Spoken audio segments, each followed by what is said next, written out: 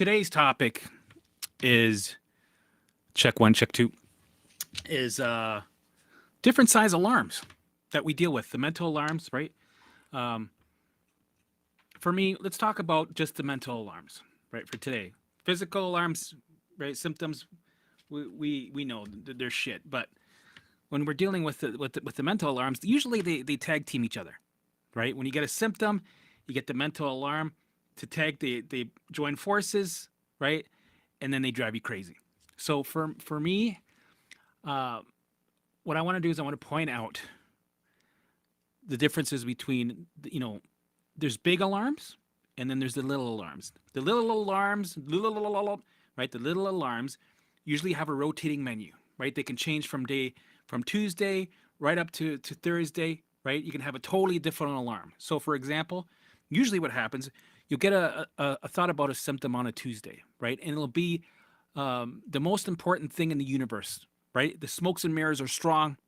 It's got a strong game, right? You're convinced it's the thing that's got your attention for that day, right? You're totally consumed by it. We're trying our best to allow and engage, right? Fast forward 2 days later, you got another thought, looping thought that you're freaking out about, maybe a different symptom, right? And then if I were to ask you, okay, today's Thursday, you're dealing with this new thought, this mental alarm. It's one of the smaller ones, right? It's like it's huge. And I'd be like, okay, remember last Tuesday you had that fear about walking in the fields because of insects or whatever? They might get bitten, right? How do you feel towards that one right now? Usually they'd be like, I don't care about that one right now. I care about this one. This thing right now is freaking my shoulder pain or my hand. I got pain in my hand or that my tight chest is freaking. This is important today, right? So the smaller alarms will have a rotating menu that change from day to day to day. Sometimes they'll last 2 days each, right? Maybe a week sometimes, but they change. And then another one takes its place, usually, right? Yes, technically I had a ton of symptoms happening at the same times, but the ones that got my attention were the smaller ones that were day to day, right? And they interchanged constantly. And then you have the big ones, right? These are the ones that stick with you through the whole journey, right? I had like five or six. And these are the big daddy alarms that stick with you from day to day, second by second. Year one, for me, was 3 years, but I said 3 years. It took me 3 years to recover. I was dealing with 75 symptoms, plus the OCD looping thoughts, intrusive thoughts, right? What else? Phobias, post PTSD. Yeah, you know me, right? So imagine you're dealing with the rotating menu, plus you're dealing with some of the big mother alarms, right? You get the little guys, right? Yeah, they're scary. They got a lot of punch to them, right? They got their smokes and mirrors, but then you get the big ones. For me, some of the big ones were, I'm gonna die, or I'm gonna suffer for the rest of my life. The doubt, looping death, looping.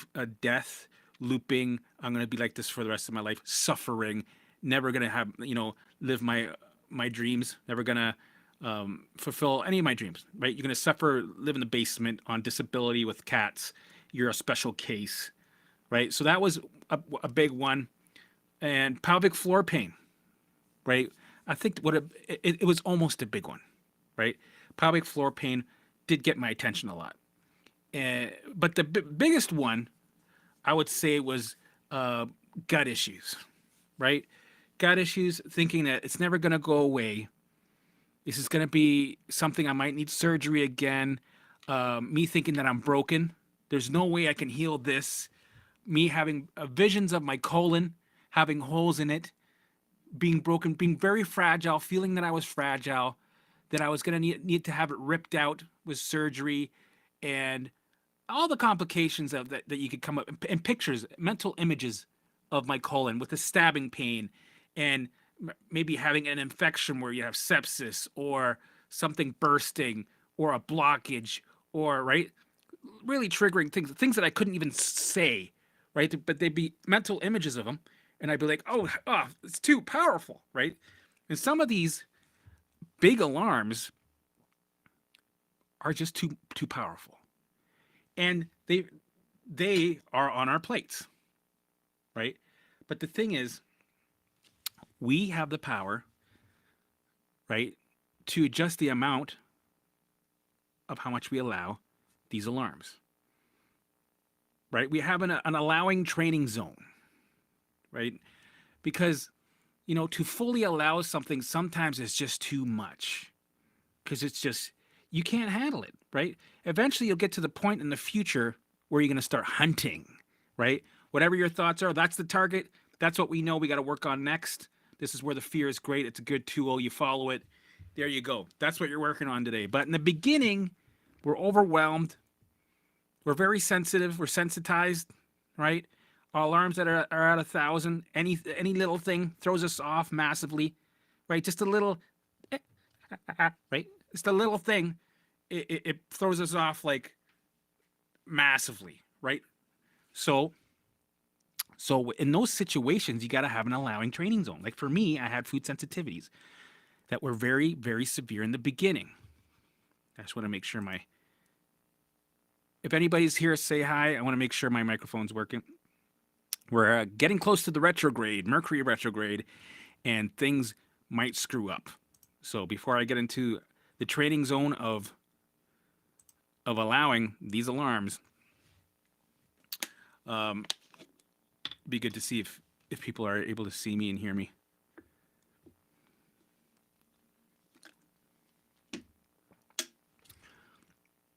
All right, I'll keep going. Say hi if you're here.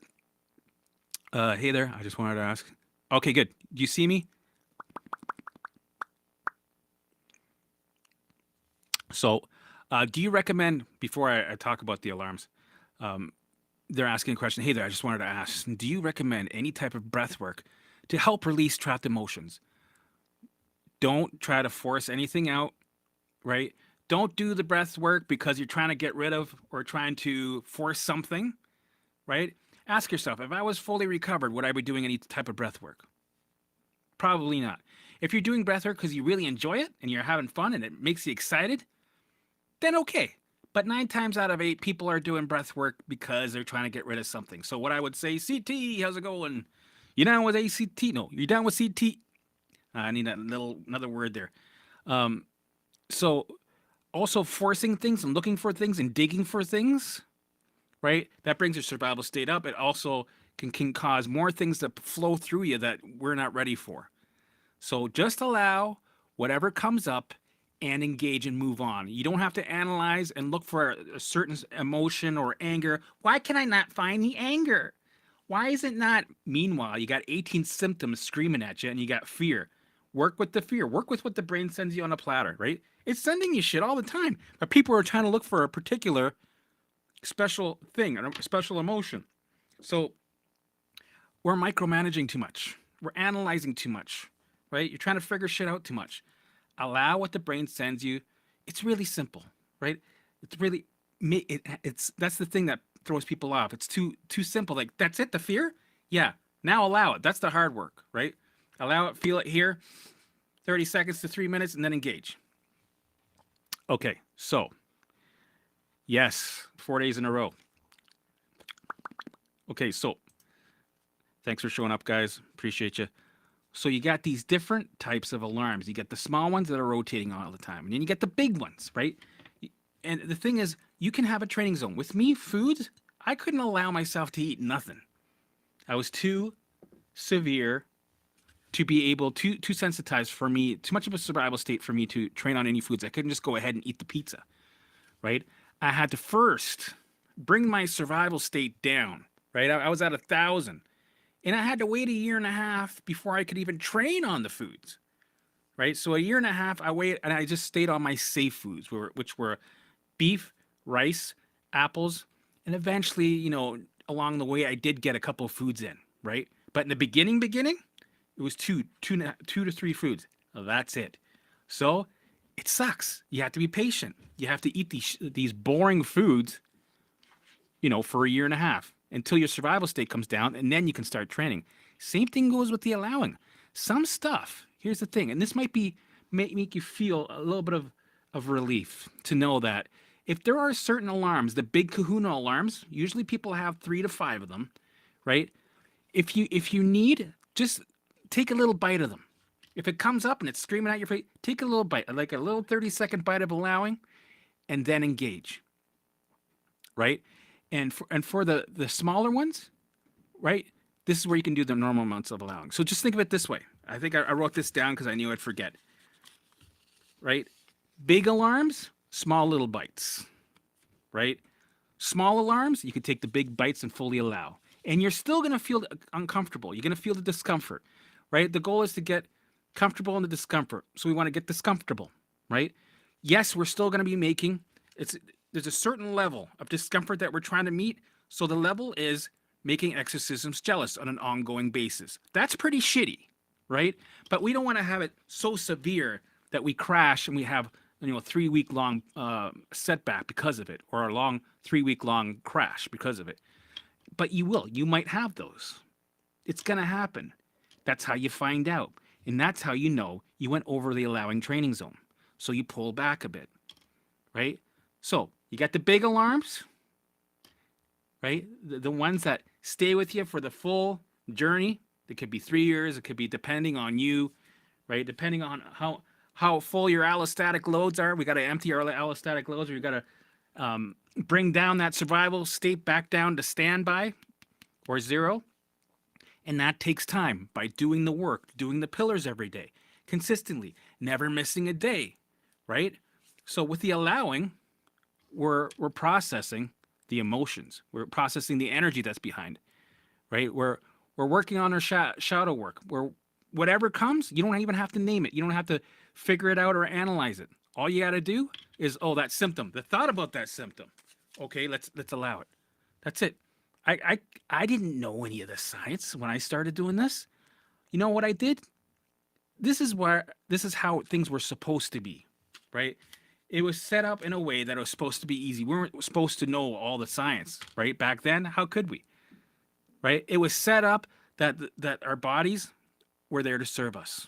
So it would send it to you in a platter, right? You bring it in a platter and you go, okay, symptom, thought about the symptom, sensations, fear, whatever it is. I actually don't know what this is. It's something I don't like, but I don't have an image of it. That's okay. Allow it anyway. So you allow the symptom, the fear of the symptom, right? The sensation, right? The whatever you got, anger, fear, whatever it is, right? You allow it. You let it do its thing. You feel it in the body, in the chest, and the throat. You let it pass through the back and let it fly away. And then it's going to keep bugging you, right? It's like, yeah, but that's not enough. Yeah, but that's not it, right? Okay, let's do it again, right? You're cutting your lawn. You turn off the lawnmower and go, okay, let's process. Let's do it again, right? You might do it for 30 seconds to 3 minutes, tops. You allow, you feel it, process it. Okay, I didn't like it. I don't like it, but we're moving on. We got to cut the lawn, right? We got to go shovel the snow, right? We got to go get some taco meat. We got to go for our walk. While you're going for your walk, you pull over a bit, right? You use a tree as a focal point. We're like, all right, Limby, show me the fear. Show me what you got, right? Bring it to me, right? You can even give it a picture. It could be a purple cloud, right, with a face, and go, bring it to me. Okay, thank you, Limby. I'm acknowledging you. I'm listening. I'm listening to the alarms. We're letting it pass slowly through and out through the back, right? We take away the resistance. And that's how we deal with all our alarms, right? But especially, the big ones, you can take smaller bites out of them, little mini-sized bites. And understand that some of these big ones, they'll hang out for the full 2 years, 3 years. For me, it was 3 years. And that's okay. It doesn't mean you're not doing it right. It just means these ones take a little more time to dissolve. And that's okay. And eventually you'll get to a point where you'll be hunting them, right? For me, it was, okay, I've done a lot of work. It's 2.5 years. I'm processing a lot of stuff. I've got to find some more fear. I got to find some more targets. You know what? I'm going to start hunting. So with the hunting, you could be doing the things that you're not supposed to be doing in the beginning. You create a little bit of a bubble in the beginning, right? You stay away from politics, researching, right? The news, all these things that activate you. So you're in a bubble temporarily, but eventually you get out of the bubble. You get to a point where you're starting to hunt. And for me, my hunting, right, were things like looking for pictures of a colon that was fully diseased, right? Getting fully activated and triggered fully, right? Where you're at a 10 out of 10, you're shaking, right? And then you you stop it, you allow it, right? You feel the feelings behind it. You feel that energy in your chest, just like we do with any allowing, right? And then you engage. I used to do this with with anything that was bugging me. Let's say I was about to do my visuals, and I had these looping thoughts where they were just cock blocking me all the time, and I couldn't get into my visuals. That happens. So what did I do? I used turbo exposures, right? I have a video about turbo exposures. I'm going to link it at the bottom. Check it out. This is an amazing tool that helps you work through things, especially in the morning time when you're trying to get into the zone with doing the work, but it won't let you. It's like, no, we got to solve this crazy riddle, and you're in danger. You got to, right? So what you do with the turbo exposures, I'll give you the gist. What you do is you repeat in a paragraph that thing that scares you 20 times, right? You purposely try to get yourself activated. And after you said that, right, every time you say it, you're allowing, you're feeling, you're at a 10 out of 10. And eventually, when you're feeling, after every time you say it, when you're done that session, it should be from a 10 to maybe a 7. Because we're hitting it with quick exposures, turbo exposures, going bum bum bum bum bum bum bum bum bum bum bum bum bum bum bum bum bum, right? And then in your body and your brain's going, okay, the alarm system's going, okay, allow, okay. This is kind of boring. Okay, it's still scary, but okay, I did my thing. Thank you, right? And then you can go ahead and do your visuals without being hijacked, right? You'll still be hijacked somewhat, but it won't be as intense. It won't be at a 10 out of 10 or a 12 out of 10. It might feel like a 7, 7.5. And it's like, I can do this, right? It won't be perfect, but I'm still going to be able to do it. So there's different sets of alarms. The small alarms is a rotating menu, right? It's going to be ones that change from Tuesday to Wednesday to Thursday. Next week, you might have it on a Thursday again, and they repeat a lot, right? It keeps getting your attention to the danger, to the real danger, because we're dealing with the brain thinking that there's a tiger behind you that's going to eat your head off, right? Right, and then you got allostatic loads that are full, right? We're having a meltdown, right? A nuclear meltdown. So it's real danger. So the brain's trying to get your attention, going, come on, man, we got to process some of this shit. We got to empty some of these allostatic loads. Come on. So it finds a way to get your attention. So it's got the little alarms, it's got the big alarms. And you have the choice to figure out what's your sweet spot, right?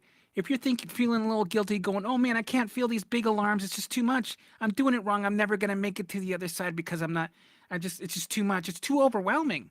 Okay, then this is what you do. You put those aside. You might take a little bite, put them aside, and guess what? You got 18,000 other things you can allow, right? Start with the low-hanging fruit. And this goes with everything. Start with what you got and allow it, because the brain's got 1,000 things it's sending you constantly that you can allow. You're not just sucked in, or you're only supposed to do this one thing and you better find it or you're never going to. No, you have lots of things. An array of alarms that are constantly, I'm next, can I come? I'm next, right? You got the big, like, you can just, okay, a little bit, no, okay, you can wait there. Okay, you guys, you're next, allow, engage. You're next, allow, engage. You're next, allow, engage. You're next, right? You're doing this 200 to 500 times easily a day, processing. Allow and engage, allow and engage, allow and engage, right? Every time you allow, you're paying that debt, drip by drip. And that's why people assume that they're going to get relief just because they're doing the allow method. No. Right away, the relief isn't going to come. It takes time. You got to pay that debt drip by drip. And eventually, you'll pay off that debt. The brain turns off the alarms, right? And you have your freedom. Right? Beautiful freedom. Quietness. Nothing's hijacking you, right? You're not having a storm of negative chatter, totally with like mental chaos, freakouts, where you feel like you're in hell every 3 seconds. Eventually, you will be free. It will let go of you, right?